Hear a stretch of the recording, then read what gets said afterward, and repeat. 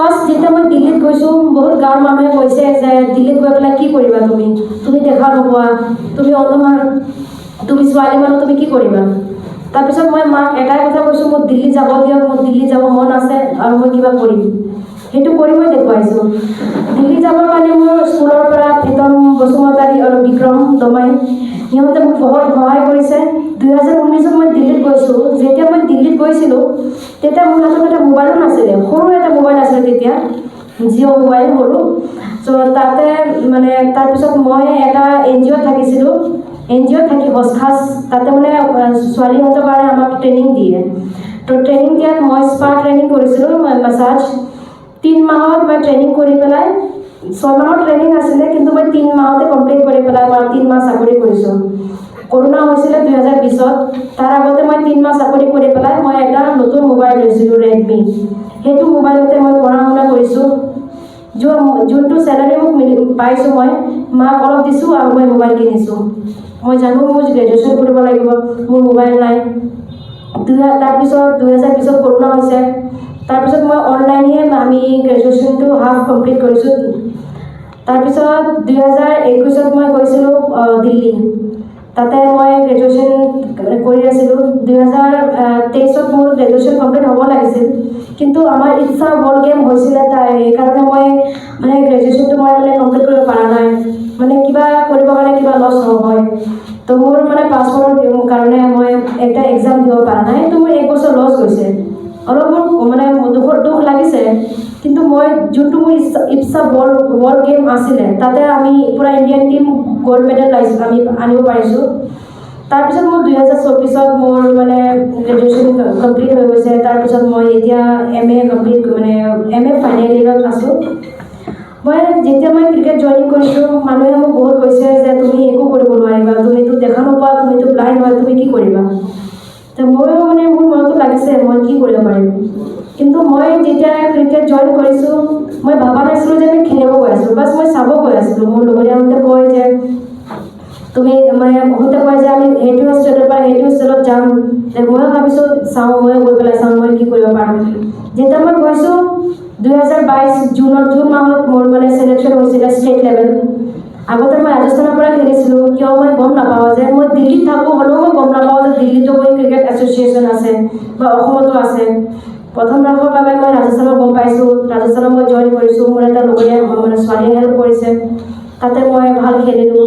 প্ৰথমবাৰৰ বাবে নেশ্যনেল খেলিছোঁ, ভাল খেলিছোঁ, মই 2টা মেন অফ দ্য মেচ মানে আনিব পাৰিছোঁ। 2023ত মোৰ কোচে কৈছে যে তোমালোকৰ ইণ্টাৰনেশ্যনেল চিলেকশ্যন হ'ব, এইবাৰ নেশ্যনেলটো ভালকৈ খেলিবা। মই কৈছোঁ ঠিক আছে। তাৰপিছত নেশ্যনেলত মই ভালকৈ খেলিলোঁ, ইণ্টাৰনেশ্যনেলৰ অফাৰ পাইছোঁ। মই ইণ্টাৰনেশ্যনেলত খেলি পেলাই যেতিয়া আমি ফাৰ্ষ্ট নেপালৰ লগত খেলিছোঁ, আমি নেপাল গৈছোঁ আৰু খেলিবৰ কাৰণে, তেতিয়া আমাৰ টিমটো মানে ভালকৈ হেণ্ডেল কৰিব পৰা নাই। টিমত মানে ইমান হেৰি নাছিলে, চব নতুন প্লেয়াৰ আছিলে। আমি মানে 4টা মেচ হাৰিছোঁ। তাৰপিছত আমি ভাবিছোঁ আমি হাৰি আহিছোঁ, একো নাই দে, আকৌ আমি ইণ্ডিয়াত বুলাইছোঁ, নেপাল মাতিছোঁ আৰু নেপাল টিমক মাতি পেলাই আমি 4টা মেচ জিতি পেলাই এটা মেচ তাহাঁতক জিতিব দিছোঁ। তাৰপিছত আমি ভাবিছোঁ যে আমাৰ টিমটো অলপ মজবুত হৈছে। তাৰপিছত আমাক ছাৰে ক'লে যে তোমালোকৰ চাগে ৱৰ্ল্ড কাপৰ এটা অৰ্গেনাইজ কৰিম, তো চবৰ আশা আৰু 2025ত ৱৰ্ল্ড কাপ হ'ব।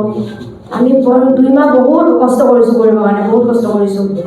মানে তাৰপিছত আমি এইটো ফল পালোঁ, মানে আমি মানুহৰ ড্ৰিম ফুলফিল কৰিব পাৰিছোঁ। অকল অসমৰে নহয় বা ইণ্ডিয়াৰে নহয়, পুৰা দেশৰ আমি নাম ফুলফিল কৰিছোঁ। আমি বেলেগ দেশত হৈ পেলাই মোৰ শ্ৰীলংকাত ফাইনেল মেচ হৈছিলে, শ্ৰীলংকাৰ মিনিষ্টাৰে আমাক ট্ৰফি দিছে। বহুত ভাল লাগিছে কি মই অসমবাসীৰ নাম এটা উজ্জ্বল কৰিব পাৰিছোঁ। মই মানে প্ৰথম মহিলা যে মই এটা ব্লাইণ্ড দৃষ্টিহীন হৈ পেলাই মই এটা ৱৰ্ল্ড কাপ মানে আনিব পাৰিছোঁ আৰু পুৰা অসমৰ নাম মই কৰিব পাৰিছোঁ, মোৰ বহুত ভাল লাগিছে। মই ভবা নাছিলোঁ যে মোৰ কাৰণে অসমৰ মানুহে ইমানখিনি কৰিব।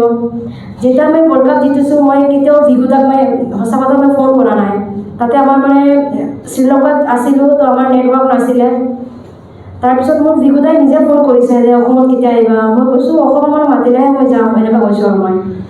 তাৰপিছত তাতেও বহুত প্ৰগ্ৰাম আছে, তাতেও বহুত ইণ্টাৰভিউ দিলোঁ, তো মই কৈছোঁ নাই, মই এবাৰ অসম ঘূৰি আহোঁ, যিহেতু মোৰ দেশ হয়, মোৰ ষ্টেট হয়। তাৰপিছত মই কৈছোঁ ভিগুদা মই 4 বা 5 তাৰিখত আপুনি ফ্লাইট টিকেট কৰি দিয়ক।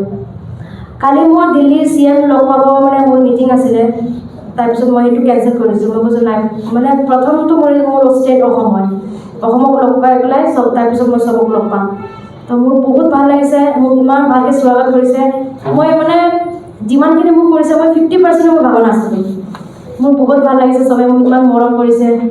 বাছ মই এটাই ক'ব খোজোঁ, মোক মানে এটা যদি চাকৰি দিয়ে, মই য'ত cricket association for blind in Assam হে, তাকো মই আচ্ছা ভালকৈ মানে কোচিং দি পেলাই মই টিমটো মই আগুৱাই লৈ যাব পাৰিম।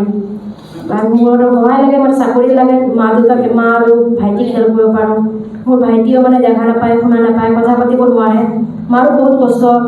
মোৰ এটা নিজৰ ঘৰো নাই, মই মানে বেলেগৰ মাটিত এটা সৰু এটা ঘৰ বনাই পেলাই থাকি আছোঁ। বহুত কষ্টৰে জীৱন গৈছে, কিন্তু কষ্টৰে জীৱন গৈছে চাগে সেইকাৰণে আজি মই বহুত ডাঙৰ এটা মানে কিবা কৰিব পাৰিছোঁ। চ' সকলোকে থেংক ইউ ছ' মাছ।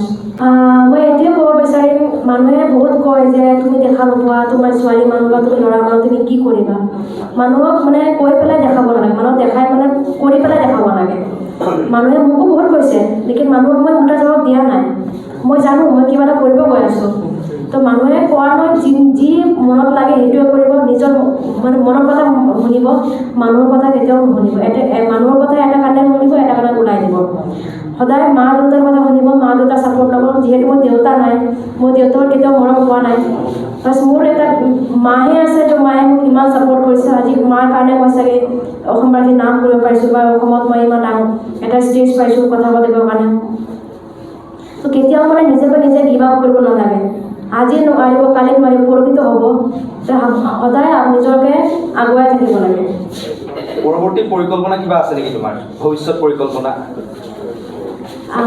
ভৱিষ্যতত মই কেতিয়াও ভবা নাছিলোঁ যে মই ইমান ডাঙৰ কিবা এটা কৰিব পাৰিম। বাছ মোৰ হেৰি আছিলে, মই মানে ভালকৈ পঢ়া শুনা কৰি পেলাই মই বেংকত জব কৰিম। মোৰ বেংকৰ মানে সপোন এটা মই নিজে নাজানো বেংকত কি হয় বা নহয়, কিন্তু মোক কোনোবাই সৰুৰ পৰা যদি সোধে ন মোৰ কি কৰিব মন আছে, সদায় কওঁ বেংকত জব।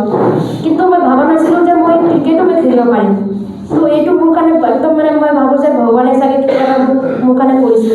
ইটছ লাইক মিৰাকল, মোৰ কাৰণে এটা মিৰাকলে হৈছে।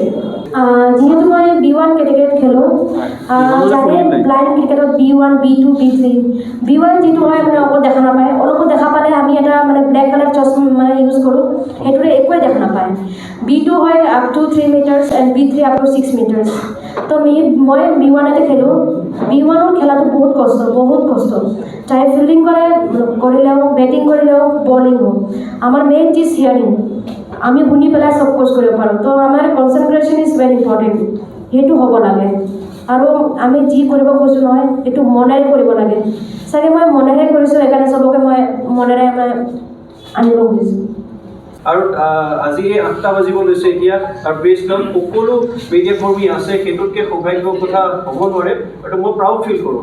আৰু দ্বিতীয়তে মই চিমু ঘৰ গৈছোঁ, চিমু ঘৰ খুব তাইক কৈছে বেলেগৰ মাটিত তেনেকুৱা বেৰা ঘৰত থাকে, আৰু ভায়েক বেড ৰিটেন হয়, তাইক কোৱা নাই সেইটো কথা, বেড ৰিটেন হয়, শুনাও নাপায়, খুব বেয়া অৱস্থাত আছে, আৰু মাকে বেলেগৰ ঘৰত কাম কৰে। কিন্তু সেই জেগাৰ পৰা চিমুৱে আজি যিটো সপোন দেখিছে, আমি 2023ত আমি উনিশ ছাৰো আছিলে, ৰাজদীপ আছিলে, আমি সকলোৱে সম্বৰ্ধনাও জনাইছিলোঁ অসম দিব্যাংগ ৰত্ন এৱাৰ্ড, যেতিয়া তাই IBS ৱৰ্ল্ড ব্লাইণ্ড গেমছত খেলিছিলে, আৰু অষ্ট্ৰেলিয়াৰ এগেইনষ্টত খুব ধুনীয়া এটা শ্বট খেলিছিলে, খুব চবেই মেমৰেবল হয়।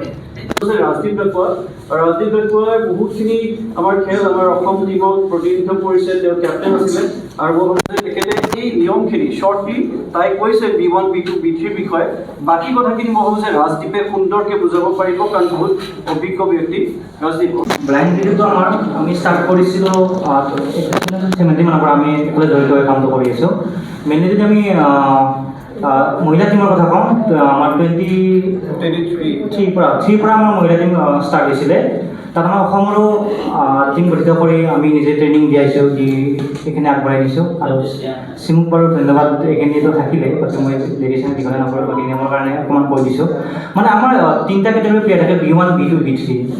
B1খিনি আমাৰ ফুল্লি ব্লাইণ্ড হয়, সেইখিনি আপোনালোকে চিমুক ক'লে আন্দাজত কৰিব লাগে, বা বেছি কষ্টকৰ আৰু মহত্বপূৰ্ণ খেলুৱৈ B1খিনি, তেখেতসকলৰ ওপৰত বহুত নিৰ্ভৰ কৰে।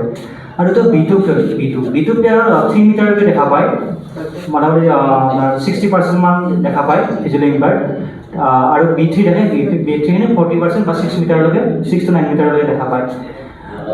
আৰু আমাৰ যিটো প্ৰচেষ্টা আগৰ পৰা হাতত লৈছোঁ আমি যাতে অসম টিমটো মানে আমি ভালদৰে চিমৰ জৰিয়তে আমি সকলো কষ্টবোৰ আগবাঢ়ি দিব পাৰোঁ, সেইটো আমাৰ প্ৰচেষ্টা থাকিব। তাতে আমি সকলো মিডিয়া পাৰ্চন বা গভৰ্ণমেণ্টৰ আমি সহায় বিচাৰিছোঁ যাতে আমি আগন্তুক নেশ্যনেল টুৰ্ণামেণ্ট জানুৱাৰীত আহি আছে, এইখিনি ছাপোৰ্ট আমি অনাগত দিনতো বিচাৰিছোঁ যাতে আমি ভাল এটা টিম গঠিত কৰি আমি চিমৰ নিচিনা আকৌ আমি খেলুৱৈ তৈয়াৰ কৰি আমি ইণ্টাৰনেশ্যনেল লেভেলত দিব পাৰোঁ, এইটো আমাৰ সদায় প্ৰচেষ্টা থাকিব।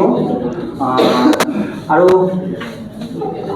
বিশেষ নক'বলৈ ধন্যবাদ। আৰু আমি নেক্সট আমি গভৰ্ণমেণ্টক এটা ৰিকুৱেষ্ট কৰিম যাতে ইয়াৰ আপোনালোকৰ মিডিয়াৰ জৰিয়তে যাতে চিমুক আমাৰ এটা সংস্থাপনৰ ব্যৱস্থা এটা কৰি দিয়ে। এইটো আমাৰ ব্লাইণ্ড সমাজৰ কাৰণে বহুত এটা পজিটিভ মেছেজ হ'ব যাতে তেখেতক যদি আমি চৰকাৰে এটা সংস্থাপনৰ ব্যৱস্থা কৰে, যিহেতু আমাক বেলেগ ষ্টেটত সংস্থাপনৰ ব্যৱস্থা কৰিছে, তেওঁ চিমুৰ লগৰ শুনা পাইছোঁ পাইছে বা সংস্থাপনৰ ব্যৱস্থা কৰিছে, সেইকাৰণে আশা কৰোঁ যাতে বেলেগ ষ্টেটৰ নিচিনা আমাকো এইখিনি মৰম সাদৰ দিয়ে চৰকাৰে।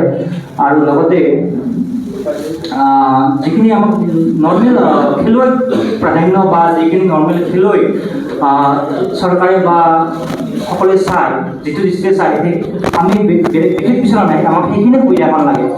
নৰ্মেল খেলুৱৈ যিখিনি সুবিধা পায় আমাৰ চিমুত আছে সেইখিনি সুবিধা পাওঁ, সেইটো আমি এই ডিষ্ট্ৰিক্ট আজি খেলুৱৈ আহিছে বেলেগ বেলেগ জেগাৰ পৰা। তো দুজনী ছোৱালী আছে, এতিয়া ইয়াত আছে নে নাজানো, প্ৰেৰণা আৰু স্বপ্নলী।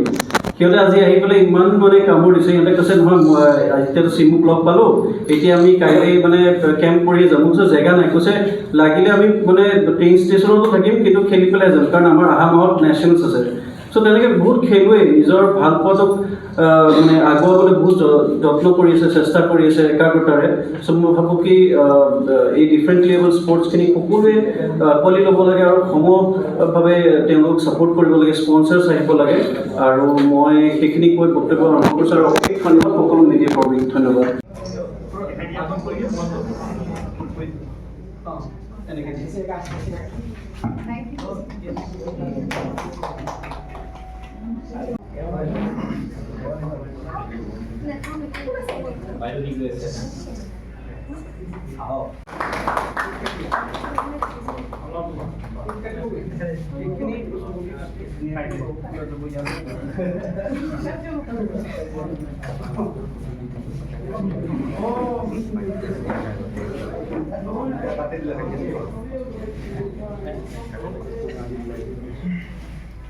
Thank you so much. Thank you. Thank you so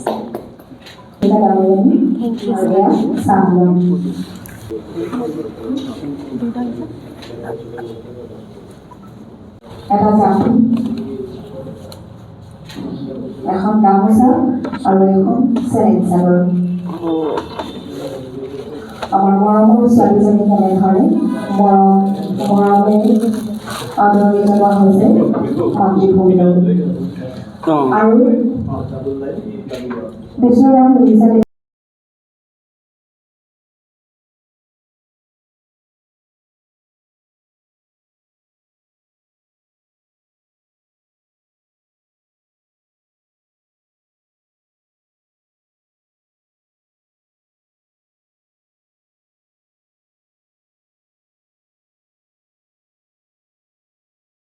physical education বিষয়ত ডিগ্ৰী পাঠ্যক্ৰমৰ কাৰণে অসম তথা উত্তৰ পূৰ্বাঞ্চলৰ প্ৰথমখন শিক্ষানুষ্ঠান অভিৰুচি ইনষ্টিটিউট অৱ ফিজিকেল এডুকেশ্যন। 2 বছৰীয়া ফিজিকেল এডুকেশ্যনৰ BPEd পাঠ্যক্ৰম আৰু 4 বছৰীয়া BPES পাঠ্যক্ৰমৰ বাবে নামভৰ্তি চলি আছে। বিতংকৈ জানিবৰ বাবে আজি যোগাযোগ কৰক। যোগাযোগৰ নম্বৰসমূহ হৈছে 9435100098, 7002 33540, 88765210998, website www.aipguwahati.in